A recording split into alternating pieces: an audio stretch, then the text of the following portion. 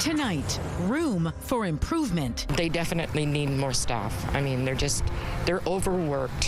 Why officials are undertaking a review of Winnipeg's personal care homes and what some families say should change. Also tonight. I'm Jeff Keel. Coming up, I'll tell you why states of local emergency were declared in southern Manitoba to dig out ditches. Plus, a helping hand. They're not only great for the track, they're great for the entire community. How many organizations stand to benefit thanks to a generous thrift store in Morden? CTV News.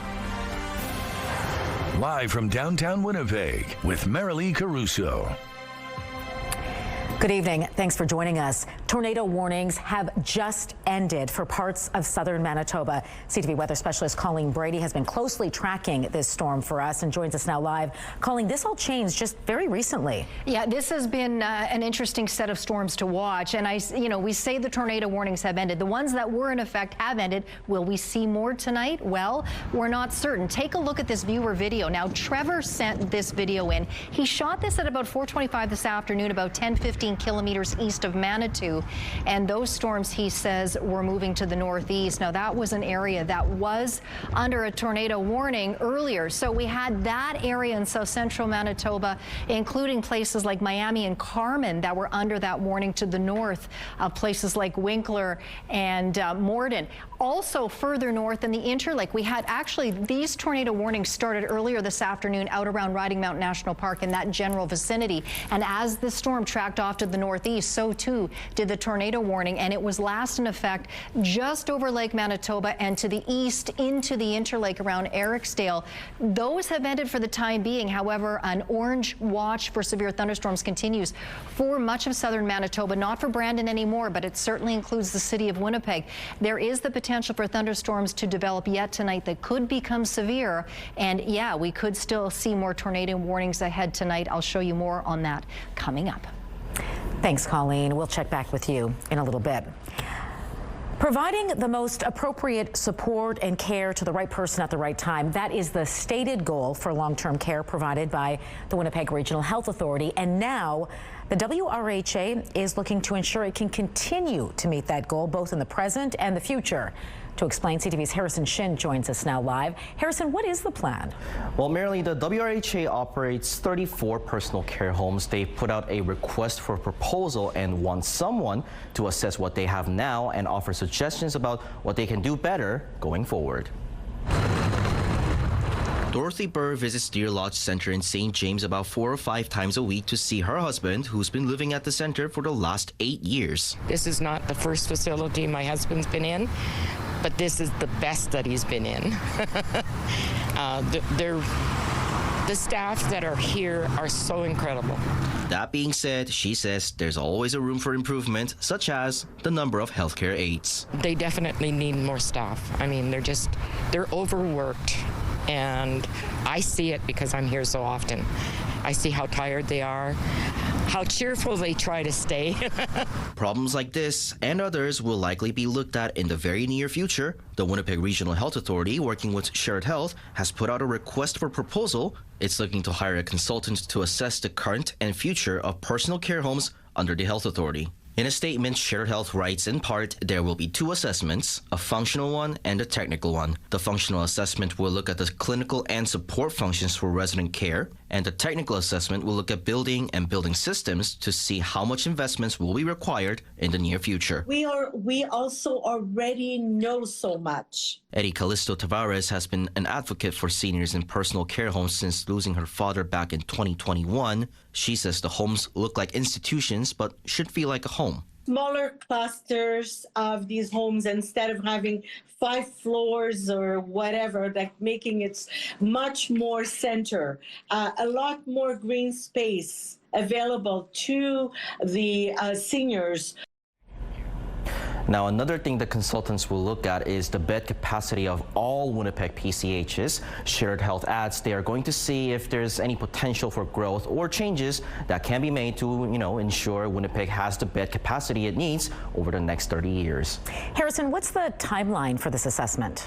Well, right now, the RFP will close on July 7th at 3 p.m. The delivery date for the report is set for November 18th, 2027. All right, thanks for this, Harrison. The search for the body of a woman who fell through the ice in central Manitoba has come to an end. 23-year-old Tasha Furland and 31-year-old Corbin Constant were inside a pickup truck when it broke through the ice on Cedar Lake December 16th. Constant's body was found on January 6th. Today, RCMP announced community members have found a woman's body near the south dike of the Manitoba Hydro Dam in Grand Rapids. The Grand Rapids Fire Department has identified the individual as Furland.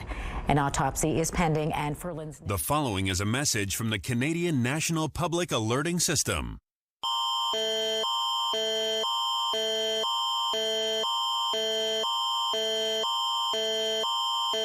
At 6:03 p.m. Central Daylight Time Tuesday, Environment Canada has issued a tornado warning for South Central Manitoba. Extra care and attention should be exercised in and around the following localities: Carman, Bruncold and Gray. Environment Canada meteorologists are tracking a severe thunderstorm that is possibly producing a tornado. Damaging winds, large hail and locally intense rainfall are also possible. Take cover immediately if threatening weather approaches. Please consult local media for more information. Where the fire is going to end up. There's two properties that could be impacted, so they were outfitted with sprinkler systems. And there's been no evacuations yet, but at the end of the day, we're just taking a precautionary measure. The most recent provincial data shows nearly 30 wildfires in Manitoba right now. 5 are considered out of control. Communities in southern Manitoba are literally digging money pits following a strange weather event. A number of rural municipalities have declared states of emergency following that dusty windstorm last month. And as CTV's Jeff Keel shows you, dirt was blown into ditches and now they need to be dug out at great costs. It's not your typical emergency.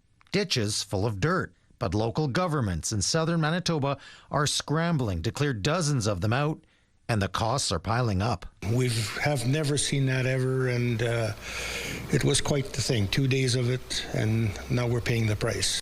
The RM of Montcalm, south of Winnipeg, declared a state of emergency after the windstorm in mid-May.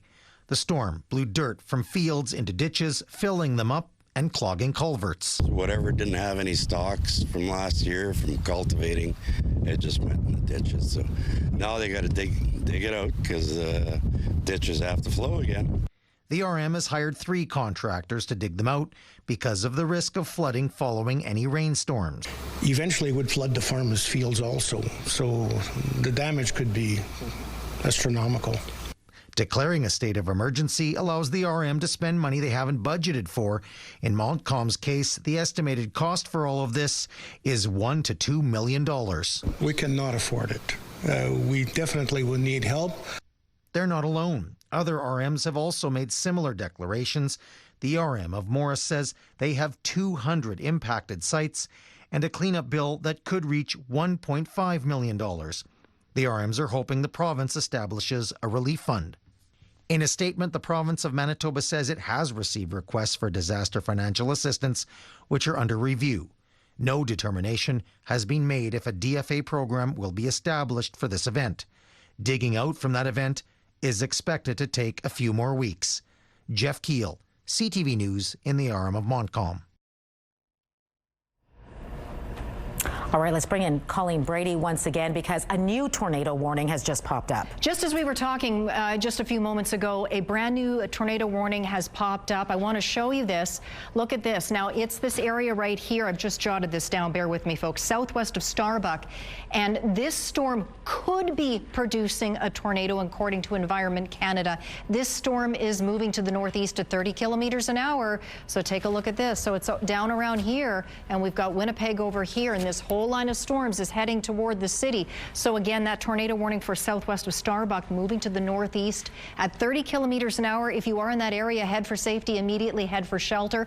Tornadoes, of course, are life-threatening, but in addition to the potential for a tornado coming out of that storm right now, also watch out for damaging winds, a lot of rain, and hail too. So this is a very serious situation. We will, of course, be monitoring this as it develops, but in addition to that tornado warning, we do have this orange watch for severe thunderstorms, including the city of Winnipeg, all of the Red River Valley, the southeast into south central regions, and right up into Dauphin yet. And in addition to all of that, we still have heat warnings in effect for Norway House, Flin Flon, and the Paw. This system coming now producing these thunderstorms will take care of that heat in the north and across the south as well too. Tomorrow will feel very different. I'll show you by how much coming up, but for now, let's take a look through the CTV Live Eye. It is brought to you by Bath Fitter, exclusive home of the PermaFit solution in Winnipeg right now. 27 degrees, and it looks like we may be seeing some thunderstorm action in parts of the city here. That would be closer to the airport where that information is coming in from. Winds coming out of the south-southeast at 22 kilometers an hour. The pressure is rising, and the humidity right now, Marilee, is 37%. Thanks, Colleen. The province has officially started construction on a new East Winnipeg school and childcare facility. It will be located in Devonshire Park and serve up to 800 children from kindergarten to grade 8. There will also be an integrated child care center with space for up to 134 infants, preschoolers, and school-aged kids. It's going to be an approximately 90,000 square foot facility. It will include modern classrooms, flexible learning spaces, a gymnasium, a multi-purpose room, and also specialized areas to support a variety of learning opportunities and a variety of programming to support all students. It's one of 11 new schools announced in last year's budget. The school is expected to open in September of 2027. A high-traffic stretch of Corydon Avenue is getting some major multi-million-dollar upgrades. Standing by live with the details is CTV's Daniel Helmerson. So, Daniel, where exactly is this work happening? Well, Marilee, the project spans Corydon Avenue between Shaftesbury Boulevard and Kenniston Boulevard, an important southwest Winnipeg transportation link. The project is a joint effort between Ottawa, the province, and the city of Winnipeg. Some highlights include resurfacing all lanes between Tuxedo Avenue and Kenniston, as well as all westbound lanes to Shaftesbury. There will also be additional transit stops, curb bump outs, and a new transit shelter with the goal of improving accessibility and safety. Sewer and water infrastructure will also be getting a refresh, and a new paved multi-use path from Park Boulevard to Kenniston is being put in with the goal of linking multiple area attractions. As we know, this street, Corydon Avenue, is a critical east-west connection. And for the surrounding neighborhoods and commuters moving through this section of roadway every day, this stretch of Corydon is key to the rest of our city. It connects residents to downtown, to Assiniboine Park, to Assiniboine Forest, to local schools, and to local shops. That's why this renewal matters.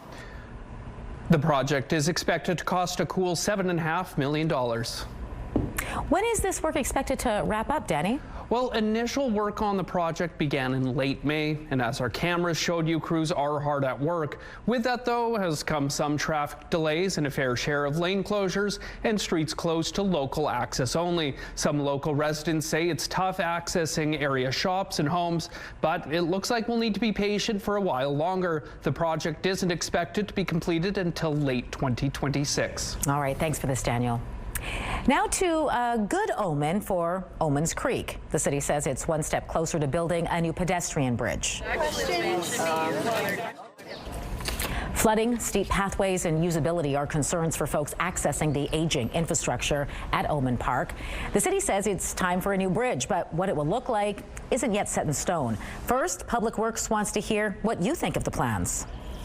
We're also adding things like formal fishing spot on the east or the west side, of the bridge, and a gathering spot or an outdoor classroom on the east side of the bridge. And we're also doing improvements to the toboggan hill, such as adding additional benches so that it's even more inviting than it already is. Another pop-up is happening June 9th at the Wolseley Farmers Market. The online survey is open until June 14th at engage.winnipeg.ca. The city of Kenora is moving ahead with the expropriation of a historic downtown hotel. We would like to see the appropriate level of investment to bring an amazing heritage building back to its former glory. Friday, the town's council approved a motion to continue with the seizure of the Kenricia Hotel. It follows a ruling in April by the Ontario Land Tribunal, which determined the city is entitled to pursue the property to revitalize the site. The hotel opened back in 1910, and a walkthrough 3 years ago revealed large portions of the space are in disrepair. Attempts to find new developers to work with the current owners have been unsuccessful. The city will now be able to request proposals for the site. The goal would be to go to market and attempt to attract developers that have a vision and the financial capability and the experience to do what they say that they're going to do. Only around 70% of the building is currently in use. Long-term stay guests will be required to leave the property during construction. A thrift shop in Morden is captivating the hearts of businesses and people alike in the community. It's managed to help out dozens of different organizations. CTV's Joseph Bernacki shows you why this isn't an ordinary thrift store. 2 years ago, this land was an empty field. Now it's a brand new state-of-the-art 400-meter track at Ecole Discovery Trails in Morden. We built this track so kids could come and enjoy it and run and play soccer here in the middle of the track. It's been huge for the running community, for the athletics community. The track opened shortly after the school opened in 2024, but it wouldn't be able to host dozens of runners if it weren't for a significant financial contribution from the Morden Community Thrift Shop. They pledged $100,000 over 5 years, so $20,000 a year for 5 years. And that really got the ball rolling for us. That donation was something that we could take to other donors and say, listen, the community believes in this. The school wasn't the only organization to get help by the thrift store. Tuesday marked the grand opening of the store's second location adjacent to their original home. But before any cash came in, a total of 26 organizations shared $128,000 in grant money. That's why we're here. That's the only reason these two buildings are here. That's why we built this new one, is to be able to do what we do, and that is funding our community. Staff at the Manitoba Baseball Hall of Fame say their $5,000 donation will go a long way to replacing old department store display cases now showing their age. And now we are looking to get ready for the next 25 years, as I have talked to the board about, and all the new display cases will have 3 levels. And the generosity from the store is being felt outside of Morden. About 10 kilometers northwest of the city, a 131-year-old church is at risk of collapsing. Church members at Dunstan United Church say a $2,500 donation will help them make critical repairs needed to keep it standing. This will make it possible that we can restore the foundation on this building. We have to lift the building off the foundation and replace the fieldstone underneath it. Whether it's foundation repair or a new track, helping the community is all in a day's work for the thrift store's team of more than 85 volunteers. That lets us know what we've done is worth it. Joseph Bernacki, CTV News, Morden. A long list of organizations are getting help from the thrift store. To learn more about where the money is going, check out our website, ctvnewswinnipeg.ca. Still to come tonight, high-stakes trade talks in Washington. I remain optimistic about the work that we can do with the Americans. Canada makes its case for a renewed continental agreement. Plus, how Canadian officials are responding as President Donald Trump revives his talk of making our country the 51st state. Those stories and more when we return. Statistics Canada is beginning in-person follow-ups with households which haven't yet completed their census. Millions of households have already responded online, on paper, or by phone. Census enumerators will begin contacting those who didn't fill out the questionnaire by phone and by going door to door. They can also help you complete it if you're unable to. The Census of Population collects demographic, social, and economic information from homes across the country. The data helps guide decisions about programs, services, and infrastructure in communities all across Canada. Turning to the markets now, crude oil added $1.60. The loonie closed fairly flat at 72.29 cents U.S. Gold futures gained $13.60. The TSX hit a new record high. The Dow Jones and NASDAQ also hit new peaks due to booming AI stocks. Well, it's shaping up to be a deadly week on Manitoba highways. RCMP are reporting 2 more fatal crashes in as many days. The first happened Sunday on Highway 44 at the intersection of Provincial Road 212, just 3 kilometers west of Garson. Mounties say a motorcycle driving on the highway hit a car which was attempting to cross the intersection. The 66-year-old driver was airlifted to hospital with serious but non-life-threatening injuries, while his passenger, a 70-year-old woman, died at the scene. The 19-year-old woman driving the car was taken to hospital as a precaution. And early yesterday afternoon, a van and semi collided at an intersection in a rural area northwest of Roblin. The driver of the van, a 42-year-old man from Roblin, was pronounced dead at the scene.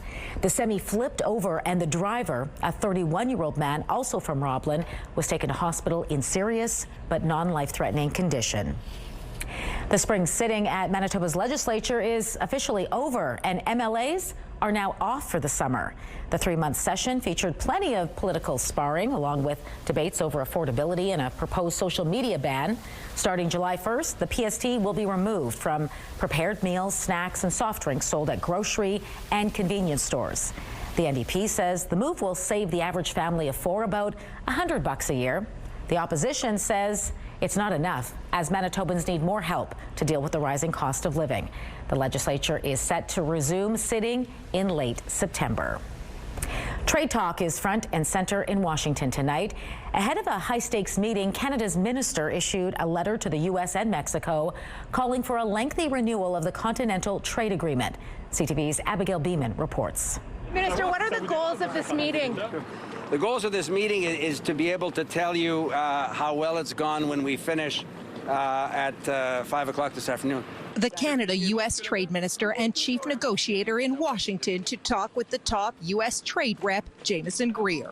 Dominic LeBlanc issued a letter to the U.S. and Mexico officially stating Canada's recommendation for a 16-year renewal of the Canada-U.S.-Mexico Free Trade Agreement. We took stock of the work that the Americans want to do with Canada and the work that we're prepared to do over the coming weeks. I remain optimistic about the work that we can do with the Americans.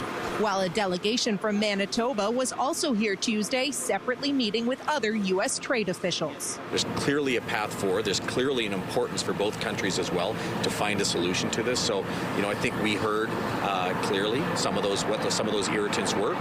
I think there's a path that we can make these kind of go away as well, though. The U.S. has made its irritants known.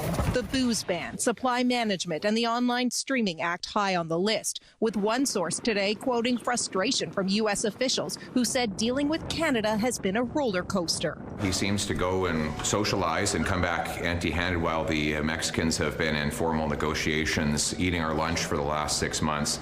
I am concerned that Mr. LeBlanc goes down at a time when Mark Carney has led us into the only recession in the G7. The Prime Minister, meanwhile, tried to downplay the idea Mexico is further ahead in talks. There's a series of issues, technical issues that they have with Mexico, they have with us, which is why there's a bifurcated discussion. So 30 issues or so with us, more than almost 60, I think, with Mexico at current count.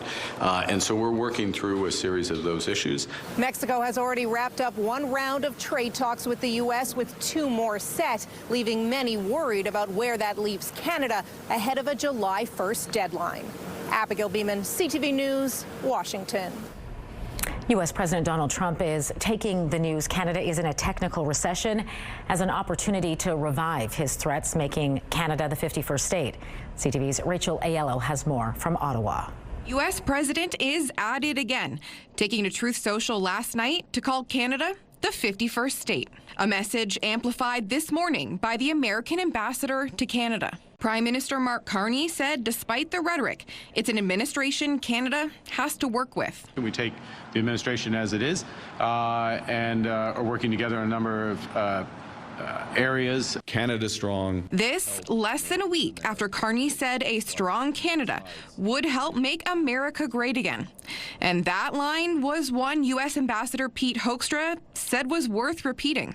Asked what he makes of Donald Trump using recession talk to revive the annexation taunt, Pierre Poilievre called it ridiculous. We have to make sure that we don't allow ridiculous comments like that to distract us from the very real suffering that Canadians are experiencing. The regret that Mr. Carney has created this weakness going into formal negotiations. Ontario Premier Doug Ford also pushed back, while noting Ontario created 380% more jobs than the U.S. per capita in April. Yeah, here he goes again. Here goes President Trump again, 51st state. I get tired of that guy. These Canadians weren't worried about the U.S. trying to use our economic slowdown as leverage. Got lots of opportunities here. We are a country with minerals. We are a country with professionals. Canadians will have none of it.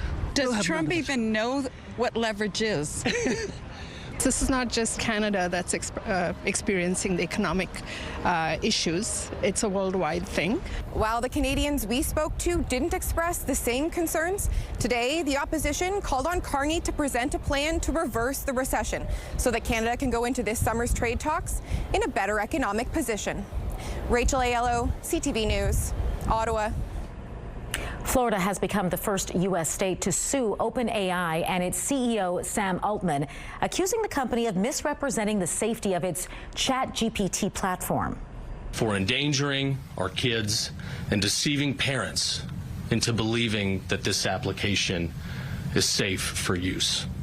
It's clearly not. The lawsuit cites a deadly shooting at a university in Tallahassee last year and a number of other events where ChatGPT allegedly provided information to people who went on to carry out violence. The lawsuit accuses OpenAI of negligence. Florida's legal action comes more than a month after 7 lawsuits were filed against OpenAI by families of the victims of the mass shooting in Tumbler Ridge, BC. U.S. Secretary of State Marco Rubio was grilled on Capitol Hill today about the Iran war and negotiations to reopen the Strait of Hormuz. We have other options available to us, but we would prefer to negotiate the opening of this, which means tell us about the negotiations. What do you need from them in order to get the strait reopened? We need the strait reopened tomorrow. Rubio says he's optimistic about the potential for a resumption of nuclear talks with Iran, despite a shaky ceasefire. As for the sticking point of Israel and Hezbollah, Rubio says the U.S. views those talks as separate. Iran, meantime, wants that conflict to be wrapped into the same negotiations. Russia bombarded Ukraine overnight with a massive missile and drone attack. At least 18 people were killed, including 2 children. Russia unleashed one of its largest assaults in months against cities across Ukraine. At least 12 people were killed in Dnipro. 6 people died in Kyiv. Ukrainian President Vladimir Zelensky says civilian buildings and energy facilities were targeted. To Hawaii now, where cameras have captured a rather rare phenomenon at the Kilauea volcano. Check out this small whirlwind. It formed following the volcano's recent eruption.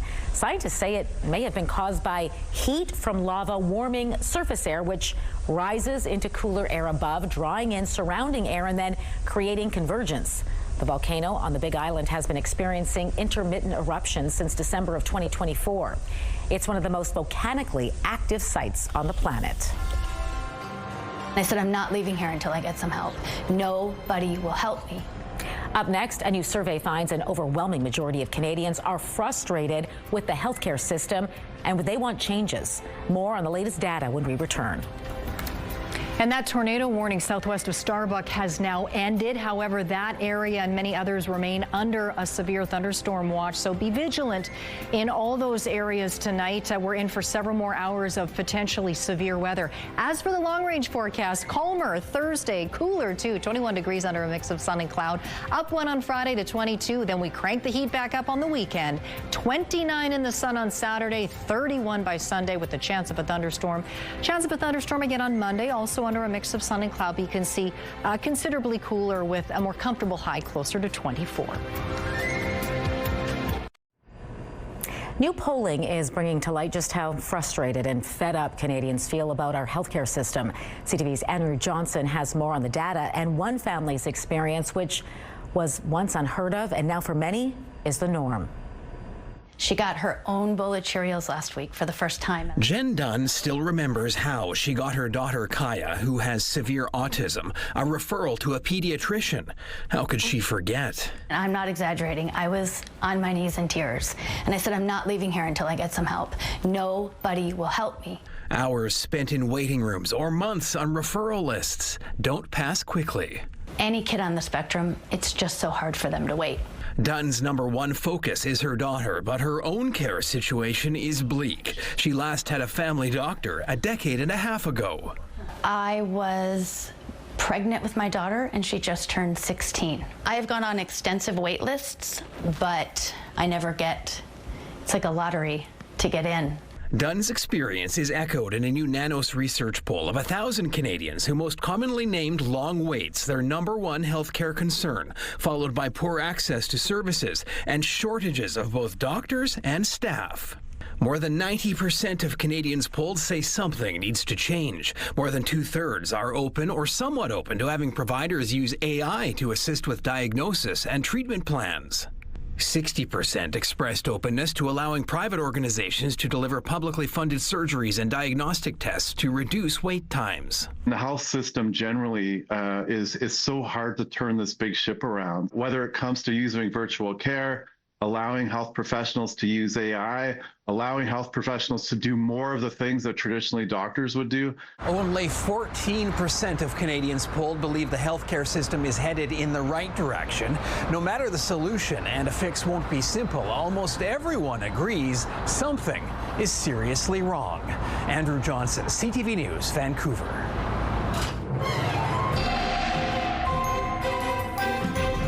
CTV Skywatch weather brought to you by South Beach Casino and Resort. Visit southbeachcasino.ca.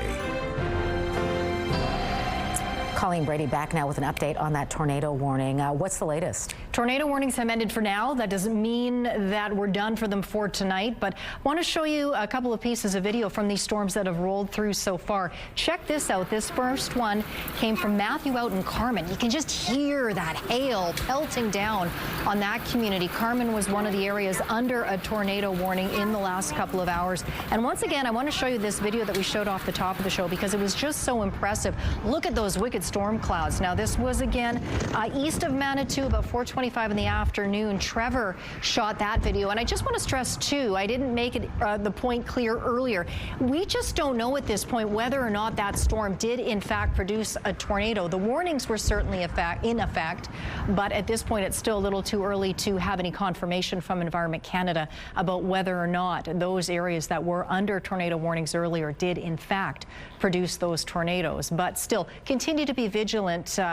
If we don't see tornadoes, certainly in these severe thunderstorms or even just thunderstorms period, we could be contending with some very strong wind gusts, some sizable hail, and an awful lot of rain coming down in the midst of all this lightning. And we could see thunderstorms continue into the overnight hours here in southeastern Manitoba. And that is why these areas, including the city of Winnipeg, remain under an orange watch for severe thunderstorms. So that means that the conditions exist such that thunderstorms could develop that could become severe. We have already had a thunderstorm over the city this hour. Heat warnings continue tonight in parts of northern Manitoba, Norway House, Flin Flon, and the Pas under that warning really just for another few hours. A cold front is going to be passing through, and that's going to start to bring some cooler air into these regions tonight, and by tomorrow it will feel considerably cooler, as it will across most of Manitoba once this system makes its way through and that cold front sweeps across the province. We'll feel a dramatic change in temperatures tomorrow, but over the next couple of hours, that's what we're really interested in down here in the southeast. You can see this line of storms, and that rain continues throughout the evening hours, but into the overnight. It's not outside the realm of possibility of a thunderstorm, including here in Winnipeg. Look at this, 3 o'clock in the morning. We could see more rain closer to the international border and in the southeast. Meanwhile, rain is possible tonight crossing parts of the north and into Wednesday morning. Scattered rain showers across the southern parts of the province, including in Winnipeg. You can see we might see more taking us right into Thursday morning in eastern Manitoba. For tonight, we drop down to 17 degrees. As I mentioned, we've already had a thunderstorm over the city. We could see more of that yet tonight. Showers continuing, winds out of the south at 30. And those winds will be at about 30 kilometers an hour until about mid-morning. Then they ease up. There's a chance of showers for the commute, 18 degrees. Better chance we could see showers, maybe a thunderstorm tomorrow afternoon. Not a certainty, but still quite possible. But look at this difference in temperatures, just 23 tomorrow. That's closer to normal for this time of year, even a little bit below. Showers showers possible tonight and some winds in Churchill down to 2 degrees there.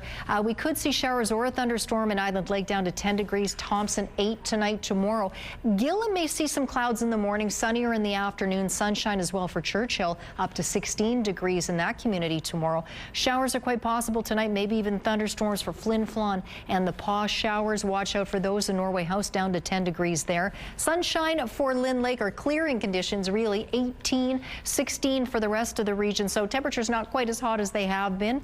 Well, not even close, really. In the southwest tonight, Brandon and Neepawa may still see showers or thunderstorms yet this evening, although the thunderstorm watch there, the severe thunderstorm watch, has ended. Partly cloudy for Dauphin and Swan River, but likely turning soggy in those communities tomorrow, and really right around the region there's a good chance of showers, maybe even a thunderstorm. But look at the difference in these temperatures, just 20 and 21 degrees.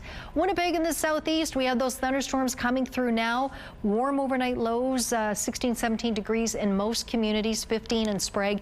And then tomorrow we could well see more showers or thunderstorms. Morden and Winkler, you might catch a bit of sunshine there too, but also a good chance of rain showers, 23 there. And in northwestern Ontario tonight, increasing cloud late tonight for Kenora, dropping down to 15, staying clear longer in Dryden and Fort Francis, 17, 18 degrees. And then again, a good chance of showers or thunderstorms around the region, 25 for Kenora. Dryden and Fort Francis still very hot, upper 20s. You may catch some sunshine as well as the possibility of those rain showers. Our first weather photo takes us to Balmoral, and you can see some rain coming out of those clouds. That photo is from Roxy. And this next one, look at this pair of great horned owls, just little babies. This was taken here in Winnipeg. That photo is from Kevin. Send us yours to Winnipeg Weather at ctv.ca. Thanks, Colleen. The Carolina Hurricanes and Vegas Golden Knights square off in Game 1 of the Stanley Cup Final tonight, and there are plenty of Manitobans to root for. Chased by Sebastian Aho.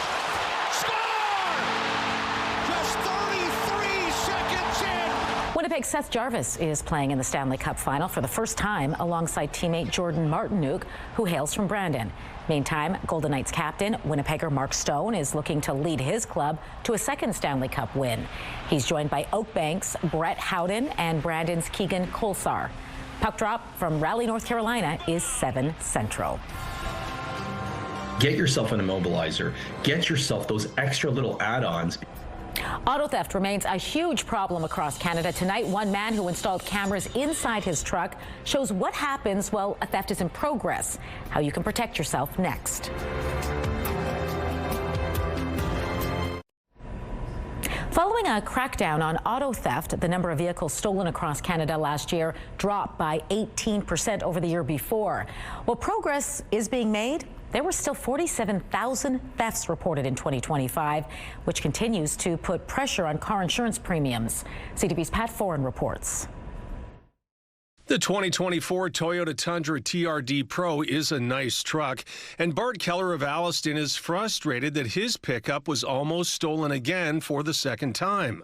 Along with the latest in security equipment, he also has video cameras installed inside the truck. I have the immobilizer, the dash cam set up. I have a tag system on it. I pretty much protected myself as much as I can. The first time the vehicle was almost stolen was from his driveway. His camera caught thieves as they used a grinder to cut through a steering wheel lock.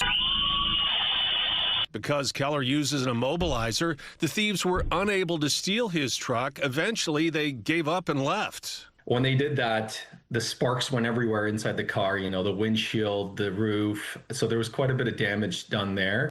Last month, while he was at the movies, thieves tried again to steal his vehicle.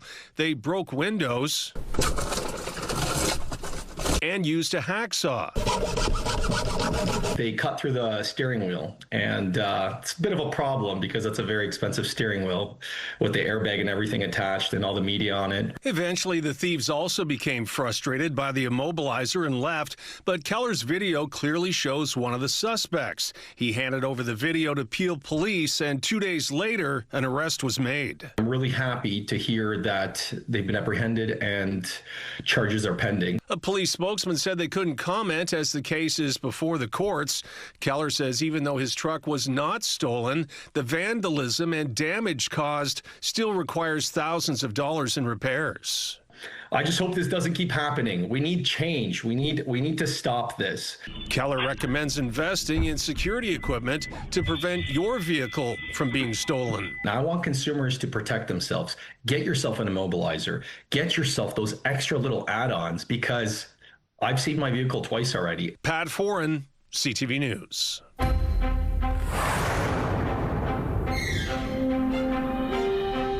Researchers at the University of Manitoba are hoping to make it easier for people to be diagnosed with sleep apnea. Their work involves a device which maps a person's airways using a microphone on the neck and a small speaker in the mouth. The project is still in the research phase, but eventually it aims to bring a product to market which could be used in 4 minutes by any nurse or physician.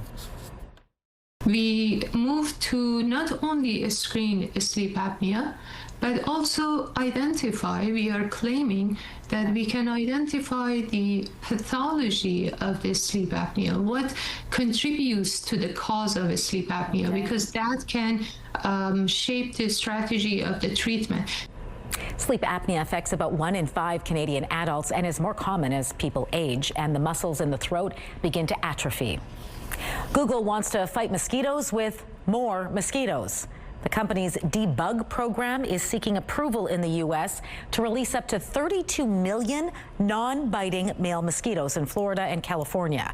The insects carry a naturally occurring bacterium which prevents them from producing offspring with wild female mosquitoes. Because only males are released, they don't bite or spread disease. This means the population of disease-carrying mosquitoes could shrink over time.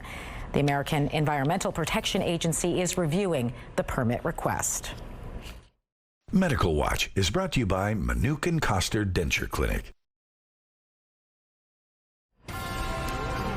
An unforgettable experience will tell you when Manitoba's largest pet expo is set to return. All the adorable details coming up after the break.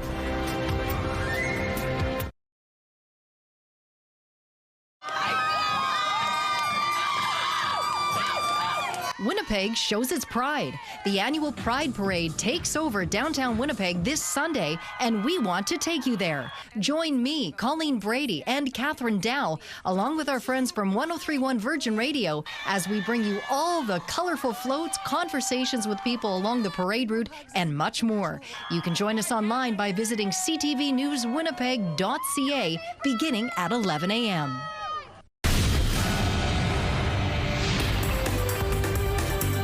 Spotlight sponsored by the Casinos of Winnipeg, presenting Andre-Philippe Gagnon. The Great Outdoors Comedy Festival is back in just over a month, and organizers are announcing even more talent to the lineup. There, that one right there. Yeah, with the handle broken off of it, everything sticks to it. It's terrible for cooking. That's the camping frying pan. Comedian Kelly Taylor joins Lars Callieou and local funny man Jordan Wellwood this year as one of the hosts. The latest additions join an already stacked lineup, including Jim Gaffigan, Aziz Ansari, and Jeff Arcuri, just to name a few. The Great Outdoors Comedy Festival runs July 17th to the 19th.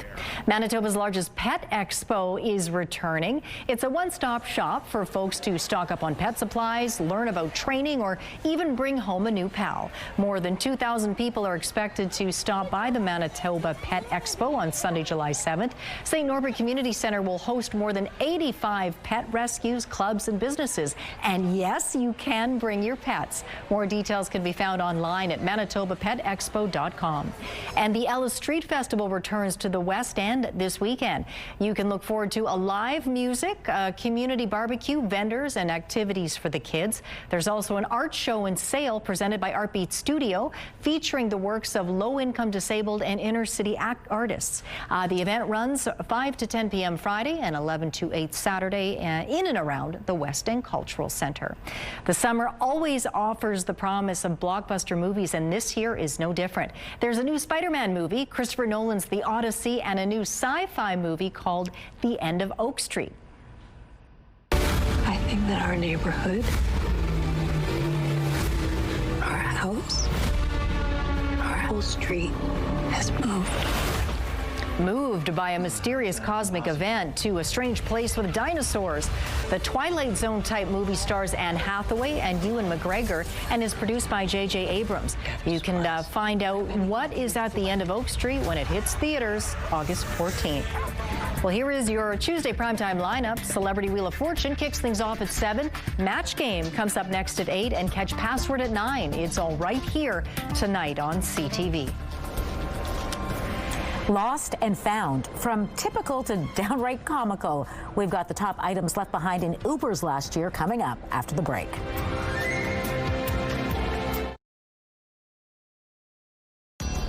Women's clothing provided by RW & Company. Salon services provided by S&T Spa Salon.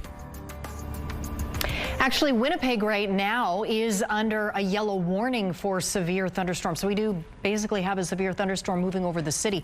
But look at this. It's really coming through the Red River Valley, all these areas right down to the international border under that warning. Meanwhile, the rest of the southeast remains under that severe thunderstorm watch. So here's a look at that line of storms. Be vigilant tonight. We could see thunderstorms lasting into the overnight hours. 17 overnight. We could see more showers tomorrow with a high of 23 degrees on Wednesday. Quick look at the rest of the week. We'll see cooler temperatures before we turn things back up again by the weekend. Thanks, Colleen. Uber has released its 2026 Lost and Found Index, offering a look at the items riders left behind in vehicles across Canada over the past year. Phones, wallets, and bags, of course, top the list of the most commonly forgotten items, but Uber says some riders also left behind some pretty unusual things, including a 15-pound frozen turkey in Toronto, a full set of goalie pads in Edmonton, and a violin hard case in Montreal. Uber says Saskatoon, in case you're wondering, is Canada's most forgetful city. Interesting. I wonder when they realized they forgot the turkey and the goalie pads. That's the next step. Yeah. Right. That does it for us tonight. Have a good one.